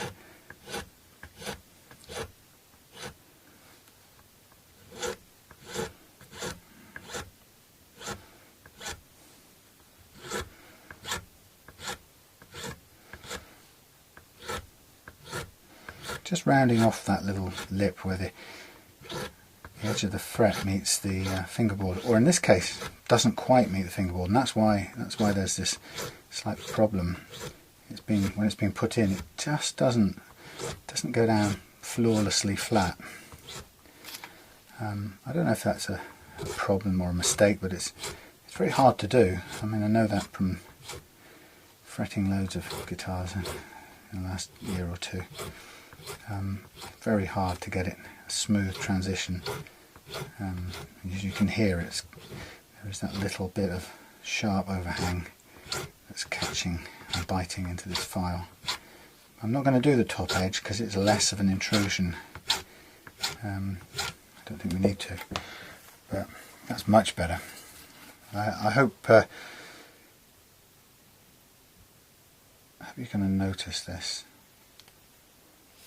So that's okay. Right. Okie dokie. So, I'm going to take a break in a minute, but what I'm going to do next, and I won't show you through it, it's fairly boring. I'm going to prepare for the next bit by masking off the whole of this neck, so I can work on the frets from here on without running the risk of damaging the fingerboard, or the lacquer on the fingerboard. And I'll come back to that a little bit later on. That was already off. But yeah, that's a matter of using masking tape, and it's going to be low tack masking tape. This is a new guitar, so this lacquer should be fairly grippy, and it's not likely to come off when I use masking tape, but on older guitars that can be a real problem. So I'm just going to mask it off. Obviously I'm going to have to cut some different size strips in order to get in between the narrower or the closer together frets, so that'll be a little bit of fun and games with a knife and a cutting board, but I'll come back to you when this is ready to go with the next stage of the process, as well as having the frets all marked up ready to go. So time for a quick break. See you in a minute. Hey, oh, Mr. Morris in the way. Come on, Mr. Morris. What we have, ladies and gentlemen, is the, come on Morris, out of the way. We've got the neck with masking tape all over it, Morris in the way, and the frets marked up again so we can see what we're doing. Down you go. Come on. Right, let's get this done before Morris gets back into the game. These aren't jumbo frets, they're medium jumbo, so I'm going to use the medium size of this, and I'm just going to show you what it does. It's hard to see up close, but it cuts off the shoulders of the frets so that the flat spot is kind of reduced, and we get a nice rounded profile back, which is what we want. And the secret is to do it in such a way that leaves a thin strip of marker pen down the centre, which kind of tells us that we've reshaped the fret but without lowering it any further. So as long as we haven't touched the top of the fret, come here. As long as we haven't touched the top of the fret, then we haven't reduced the height, in which case keeping that little black line down the centre of all of these frets means we're going to keep the same relative height of the frets.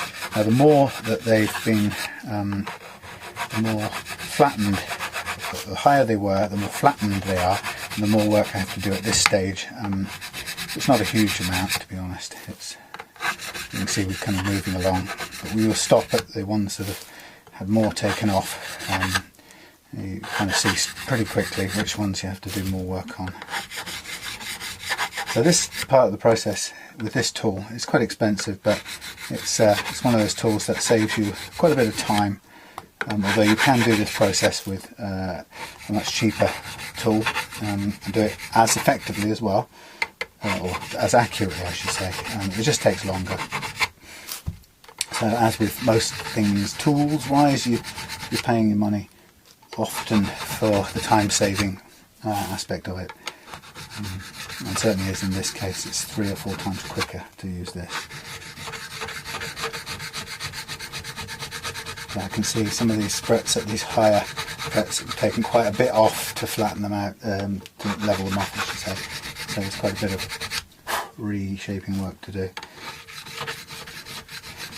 A bonus that you get when you're doing fret leveling is that you also get to clean up any grooves that you might find down in the lower part of the fretboard, often from years of playing open chords. That can be quite common. So the fret leveling process will usually remove those as well. Sometimes you have to make a judgment call. You may have very deep grooves but not that much fret metal to play with, in which case you have to sort of live with some of the grooves that you've got. You just can't keep going. The only way you'd get to the bottom of them would be to refret the guitar. And that may not be an option. So it's always a judgment call all the way through. Sometimes you may find that you're leveling frets on a guitar that hasn't got enough life left in it to take all the unevenness out, so that the frets are just too worn. You know, you can't get them perfectly level without losing too much metal, in which case you have to compromise and raise the action slightly. Okay, so that's my reprofiled frets ready to polish out using a variety of different sandpapers, which I'm going to do now, and I'll save you from having to watch that because it's quite straightforward and dreary. But I'm going to, Lucas, you'd be interested to know that the way I'm going to do it is with 3 grades of paper to start with, followed by a micro mesh set of papers, which goes from, he was in the way, Morris. Yeah, I'm going to start with 600 grit, then I'm going to move to 1200. So there's my 600. Then I'm going to go 1200 and on to 1500. I should have loads of these knocking around actually. 1500, there's 2 bits of 15, and there's 2 bits of 12. There's my 6. I'm going to tear this up. So in a second we'll have got all of these bits we need. So I tend to use 4 pieces of 600 followed by 2 of 12, sorry about Morris's bum, 2 of 12, 2 of 1500, which is all this lined out here, followed by a set of micro mesh from 1500 through to 12,000, and right at the end of all of that, for the final polish, I give it a going over with the Dremel and some Autosol. And when I do that, just the main thing I have to watch out for is, if you're doing it, you don't hit the, you've got to be very careful to hold the tool with 2 hands and not run the risk of hitting the frets with your chuck, spinning chuck, because that, that will send you right back to square one. And there's nothing more depressing than that. So if you're going to do this process, what I would recommend is I do a combination. I begin by using my fingers to use the sandpaper, because I like to make sure that I get all of the black line off here, but then I fairly quickly switch to using the shaped block, because I want to make sure that I'm kind of pressing downwards so that the sandpaper rides up and down over the frets. I don't want to drag along the top. That would risk flattening them out even more, particularly in the 600 grade, which is quite aggressive. I mean, we leveled the frets with 400, so 600 is quite capable of taking more level or more height off the level. So we want to go up and over them, and we want to do as much as we can evenly across all the frets. Okay, so I'm going to sort of show you just as I start, and then I'm going to switch off and I'll listen to the radio and you can do something more interesting. But this is what I'm going to do. And I'm just making sure that I go kind of evenly over all of the frets across the whole of the neck. I don't want to focus on any one place any more than any other. And give them an even coverage. And with the neck off like this, one of the benefits is I can of course switch it round and come at it from the other side to get a really nice even kind of sanding going. Just one thing here, while you're on the 600 grade, this is the time to round off those edges to make sure we got absolutely no sharp bits by the time we've finished this whole process. And it's you know, you can literally just round off those edges now. Now's the time to do it. It won't do any harm to anything. All it's going to do is soften the frets off, so you don't get that unpleasant sharp catching feeling. Okay, so more of this until you go blue in the face. A lot of dust comes off this, as you can see, but when it's done it will be beautifully shiny and ready to go. Okay, see you shortly.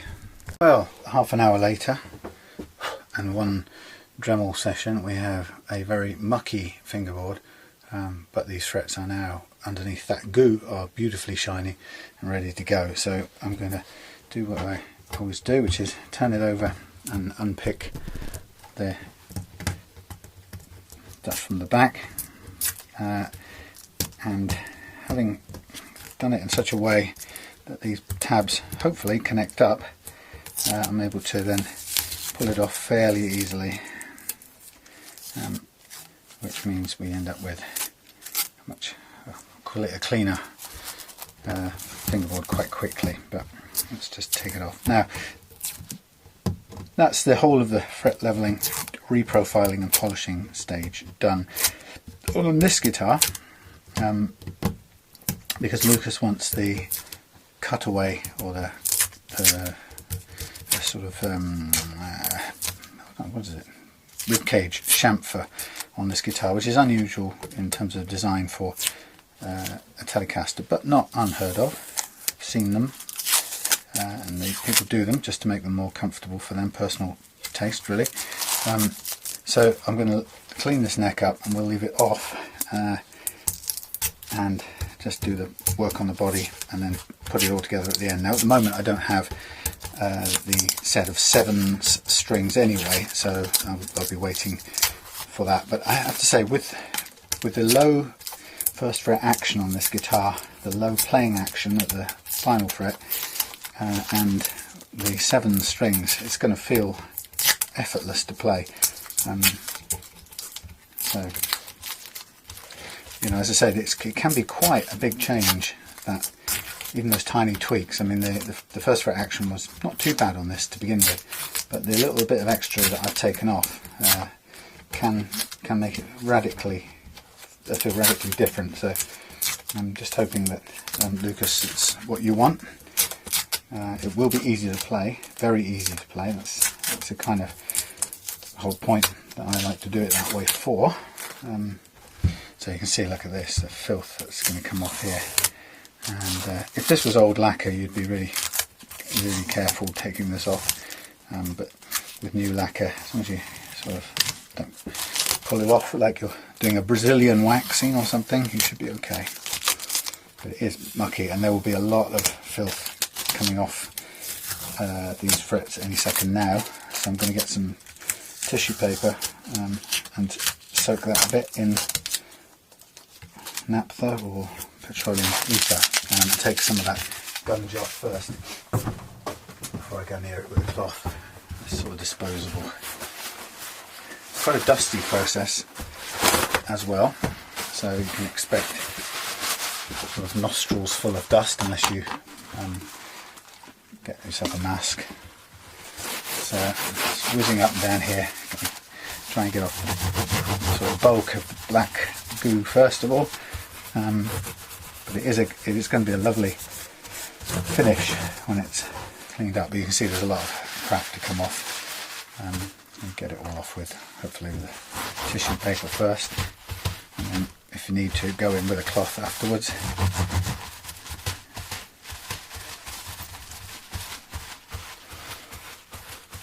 But the neck now is basically ready to go, almost ready to go back on. I've got a tiny bit of repair to do on that lacquer at the top, where it's been damaged when somebody put a replacement nut on. But we can do a little bit of a repair there. So I'll just throw this tissue away. And there we have it. I'll do one more quick blast with this rag. Just make sure I've got all the muck off I can. And also, in doing this, I've also then softened off all of those fret edges, so this should generally feel a lot nicer to play. That was the aim of it. But you know, so it's one of the bonuses that you get out of doing the whole fret leveling process. So, yeah, better, not as sharp as before by quite some way. Okay, so that has its inherent level all built into it now, which is brilliant. Waiting to be reassembled back onto the guitar. And when we do reassemble it, then what will happen is, as I said before, the whole thing will go back into the configuration it was in when I levelled it, and it will just return to the level that we had. Now I'm just going to mask off this stuff here. It's not absolutely necessary, but don't want to take any chances with this. What I'm going to do is a little bit of a lacquer repair in there, and it's just worn away and it looks a bit ugly, so I just want to put a bit of extra lacquer back into there, hopefully fill in that gap a tiny bit. So I'm just making sure that wherever it could run to that I don't want it to run to, it's going to get covered up. And I'm not even going to worry about trying to do it with polyurethane lacquer. This is going to be a straight kind of cosmetic nitro repair, and this is the clear stuff. Where's my coloured stuff gone? There it is. It's quite nice and thick, this stuff. wouldn't be bad to use, but what I want is my tinted stuff, which is quite a lot thinner, but it's easy to apply. So this is some stuff I've made as a mixture of bottled lacquer and some stuff that had a can which has still got vintage amber vintage lacquer. So I can basically just drop this into the gap, and it just fills. I'm going to paint it all the way across there because there's no reason why not to keep it level. I'm just trying to fill in that little gap that's gone down to the wood, so I'm just going to lay it on a little bit thicker there than anywhere else, and then I'll let that catch the air a bit, and I'm going to let it thicken up, and I will put some more on there in a minute and blob some on. In fact, if I need to, I can always use one of these cocktail sticks as a sort of dropper, if the brush isn't really that effective. So I can just chop the end of this off with a little sort of non-hollow pipette. It's quite handy, and I can stand this up there, and I can then just get myself a little drop on there, and that allows me to just blob that thicker where I want it, and it will just, hopefully after a little bit, it'll disguise the chunk that was taken away. Okay, so that's just a little cosmetic thing. Everything else on this neck looks lovely. I say we've got the softened edges as well, which is a real improvement on what it was before. So really from that point onwards, I can put this off to one side. Well, I could if I hadn't got any space to do it. I'll stop the tape in a minute. Tape, did he say? I'll stop the recording. And I'll carry on with this. And then I'm really mainly going to be evaluating the process of chamfering this body now, and that's going to be the interesting bit.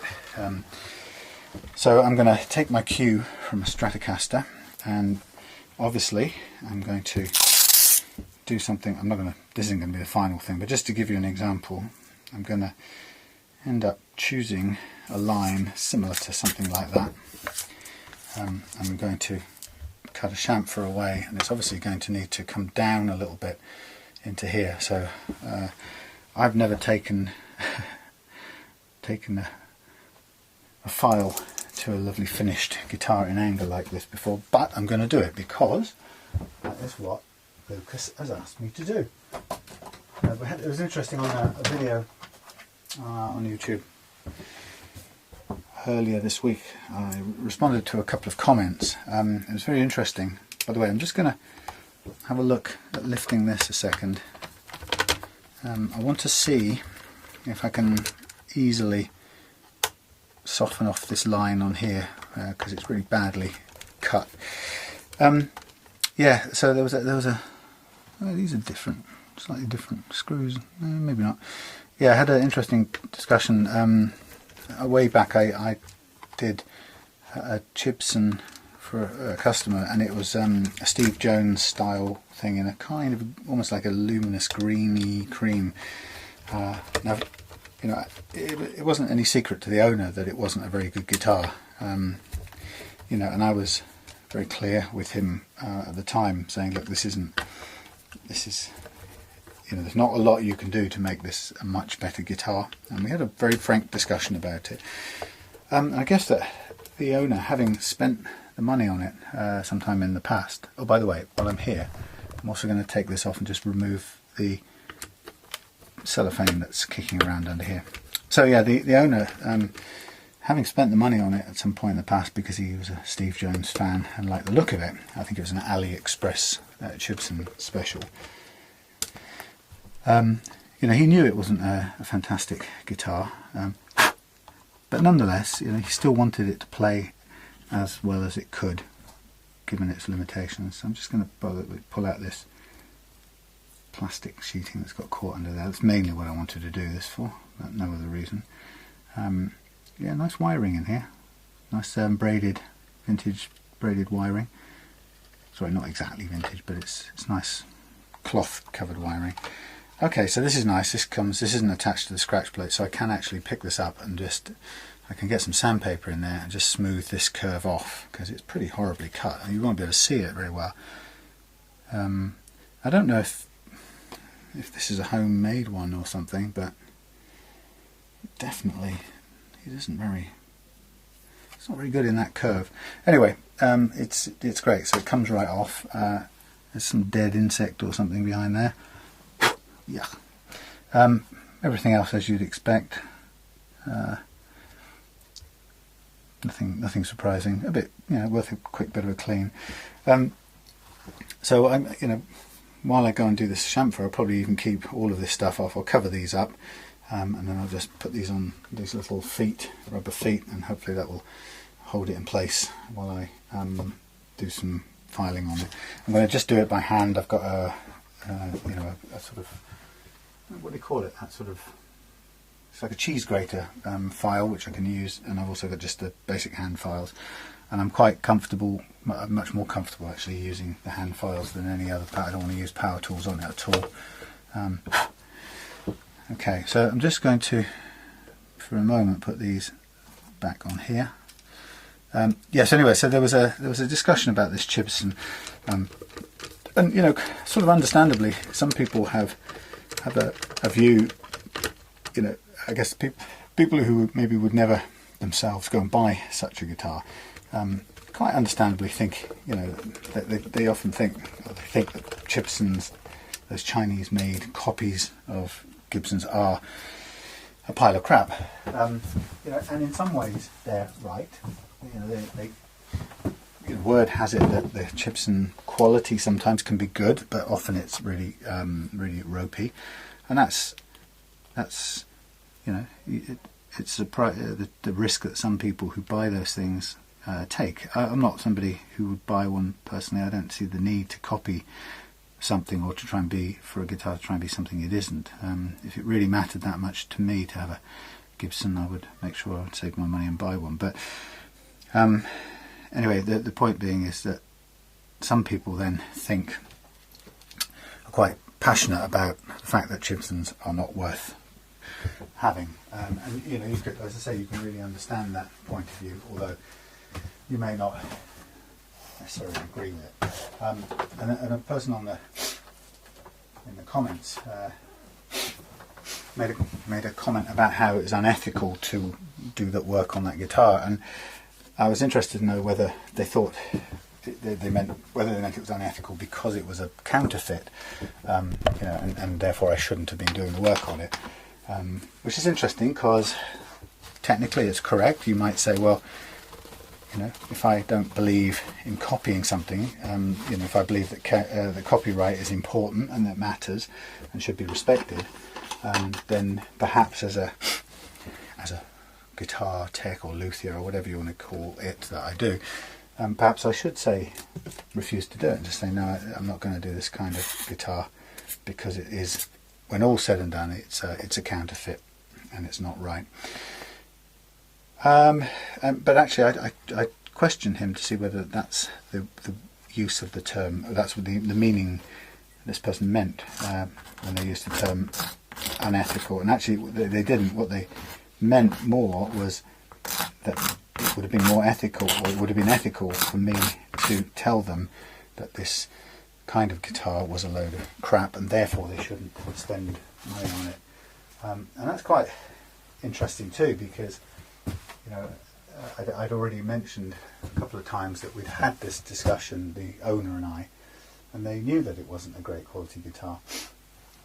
So it wasn't really an issue about me telling them their guitar was crap and therefore they should get something else. They knew it wasn't that great, and they still made the decision to go ahead and upgrade the pickups and so on. So it's quite an interesting, quite a challenging thing, because it made me stop and think whether I should have said something like, I'm not going to do this because it's junk, and therefore my professional obligation is to tell you not to waste money on it. But then again, sorry, I'm searching for something right now. Then again, there are also those who would say that perhaps the professional obligation to give somebody what they've asked for is greater than the one to pass judgment on how they've spent their money. So it's tricky. Don't know. It was just a good point to bring up.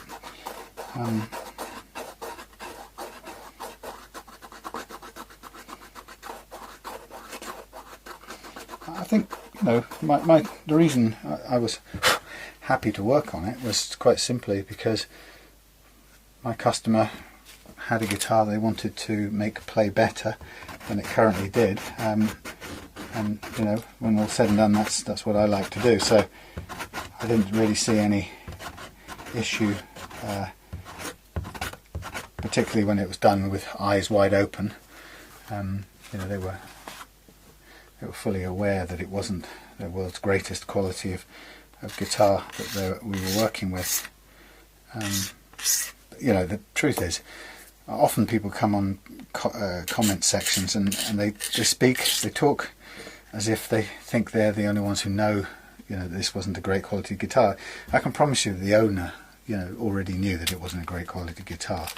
You know, can you imagine that of all people, they probably would have been most disappointed opening the box and getting a feel of this thing. It had sort of lots of chambers in it, so not only was it made from some horribly light wood, it also had these chambers, which meant that it was lighter even than a basswood or basswood guitar. So it was pretty horrible.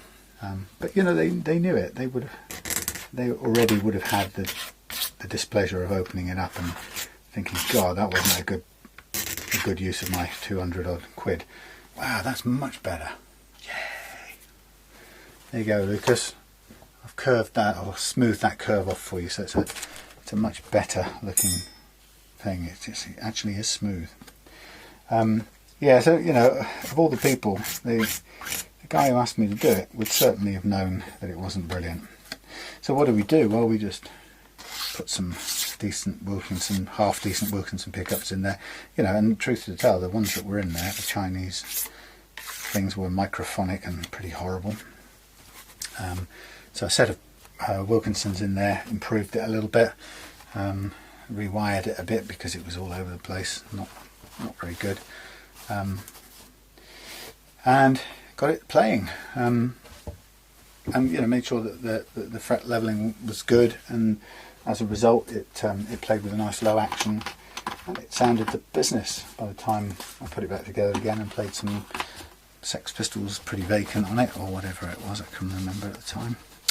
But yeah, I still don't have an answer then to the kind of main question that actually wasn't the one that was asked, which is, should I work on them at all, given they're not in terms of judging them to be a waste of money, but just in terms of the fact that they're illegal counterfeits. You know, I don't know really.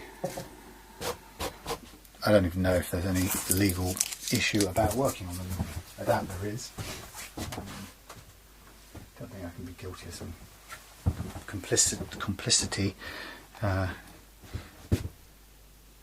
who knows. Anyway, I'm just blobbing some more lacquer into here. This is soaking up a fair bit of lacquer. That chip that was taken away was it's down to the wood, so it was quite substantial. I'm just trying to fill it out while we can. There's no reason, or it's hardly going to take any extra time just to put a bit of filler lacquer in there. Hopefully make it look a tiny bit better. Okay, so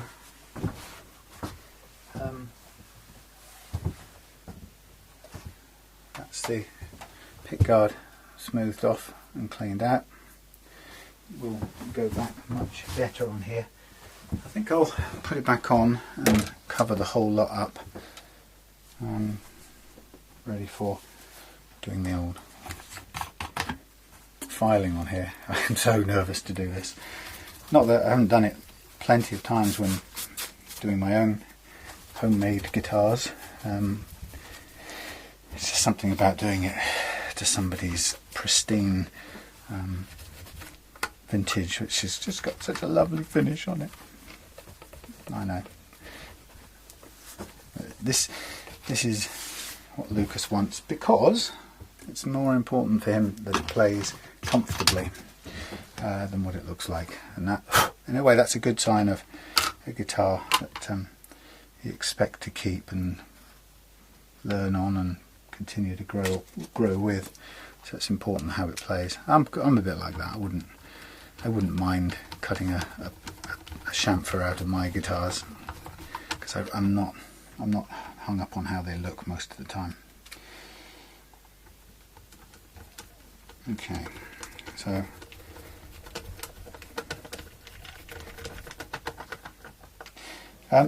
not a difficult pickguard to copy. A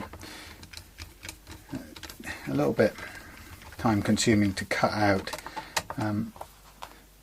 but not difficult to copy in terms of shape. I know that Lucas, you were thinking about having a different colour to begin with, but it would have added extra cost to all of it. And actually I think the black works really well. Personally, it works really well with the butterscotch colour, or the vintage lacquer colour, whatever you call it. Okay, so I'm going to be leaving the filing this chamfer until tomorrow daylight, or possibly an early evening, Tuesday or Wednesday. Quite a bit of other stuff to do, but really once I've done that, then it will be a matter of re-affixing the neck, stringing it and doing the intonation, and that will be pretty much it. The great thing about doing all the fret leveling up front is that you just, let me think about this a minute. Let's just, yeah, the great thing about doing all of that up front is that it just means that you can kind of put the guitar together again, and it all just slots back together and is ready to go. So what I want to do, I think I'm just going to cover this over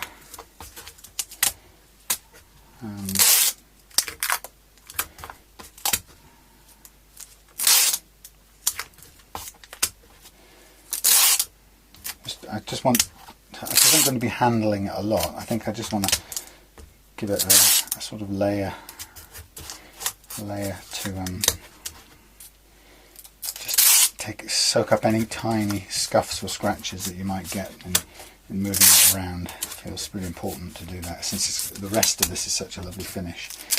And since I'm going to be scraping the hell out of this bit, I don't want to cause any damage anywhere else. I would be gutted. I'm avoiding doing the edges a minute because I'll do this separately, but I guess this is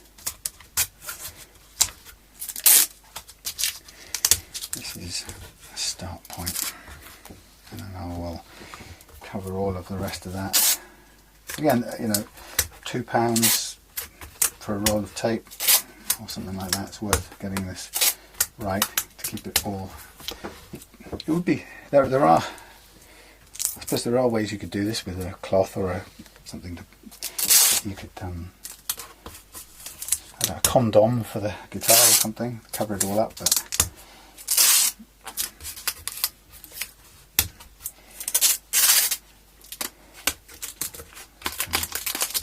figure out how to cover this.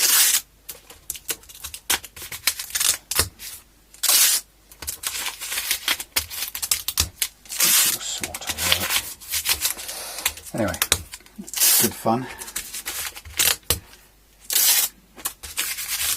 Yeah, I'm just going to wonder if there would be, you know, what the ethics are from a fixer's point of view. I mean, I certainly wouldn't. I don't know if this person commenting on the YouTube would genuinely thought that I would kind of take somebody's money off them, you know, against their interests. So I really hope that's not what they thought. I mean, I could understand if they thought that because they weren't party to the conversation, but no, I certainly wouldn't do that. You know, if something is not worth doing. I mean, for example, a friend of mine, Dave, who I'm working with, he was looking to buy a Les Paul copy and asked me what I thought about a second-hand Columbus Les Paul copy that he showed me on eBay. And I mean, I had no interest in it, but or no vested interest, but you know, I was straight away happy to tell him not to go near that from the point of view of, you know, beginner guitarist. Wouldn't have been a smart purchase. You know, but I think so long as you advise a customer what you think is the best use of money, then you know, which I certainly did, and of course the person commenting, just seeing me working on the YouTube video, wouldn't have known that. You couldn't really see that bit of advice. So that's the main thing ethically for me, I suppose. Is just make sure that, you know, if you can do something that's in the customer's best interest and save them from wasting money on something, then it's I don't even see it as professional. I just think it's a human kindness to advise where you can if you've got a useful perspective on it. So I'm going to just cut across here. Anyway, so this is very boring for you, but for Lucas it might be interesting. I'm just going to... It's just nice, for a small price of a roll of tape, it gives me a bit of confidence that I can work on this, and then when I take it all off, it'll be lovely and clean again. I won't have to worry about scratching it and so on. So I'm not cutting any of this back edge, so I can cover all of that up in one go.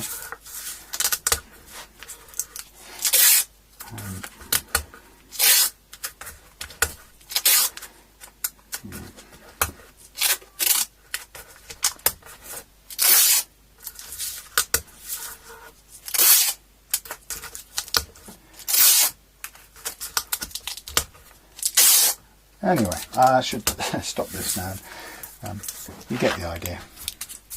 And then I will tape across here and some sort of following a line roughly, but I'll peel it back if I need to, but my line of guidance will follow round.